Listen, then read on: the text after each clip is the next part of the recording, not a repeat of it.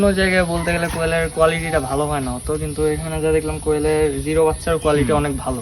আলহামদুলিল্লাহ, আজকে অনেক দূর থেকে এক ভাই আসছে আমাদের কাছ থেকে কয়েল পাখি নেওয়ার জন্য। যে জিরো বাচ্চাগুলো ছিল আজকে সেইগুলা নিতে আসছে। প্রথমেতেই আমরা কয়েল পাখির বাচ্চাগুলা বের করে একটা ঝুড়ির মধ্যে গোনা শুরু করি।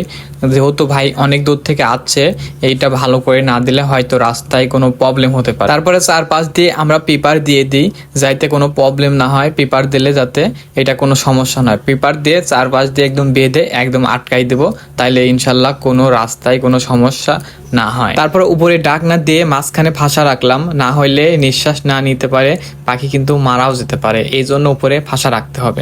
তো ভাইয়ের বাসায় কিন্তু অনেক দূর। ভাইয়ের বাসাটা যেন কোথায়? চিড়াখড়া।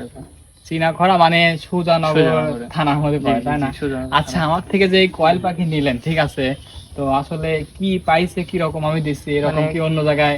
অন্য জায়গায় বলতে গেলে কোয়েলের কোয়ালিটিটা ভালো হয় না তো, কিন্তু এখানে যা দেখলাম কোয়েলের জিরো বাচ্চার কোয়ালিটি অনেক ভালো আলহামদুলিল্লাহ। আর যে দামে আর কি দিছি আপনার আমি, ঠিক আছে, এরকম দাম কি কোথাও না, পাইছি? অন্য জায়গায় বলতে গেলে জিরো বাচ্চাও চাই হলো 15 থেকে 16 টাকা, ভাইয়ের কাছ থেকে এখানে নিলাম হলো 12 টাকা পিস, মানে অনেক কম। আরো বেশি নিলে হয়তো তিনি কমাবেন। অবশ্যই। তো ভাই থেকে কিন্তু শুনলেন, ভাই আমার থেকে জিরো বাচ্চা নিয়ে গেল, ঠিক আছে।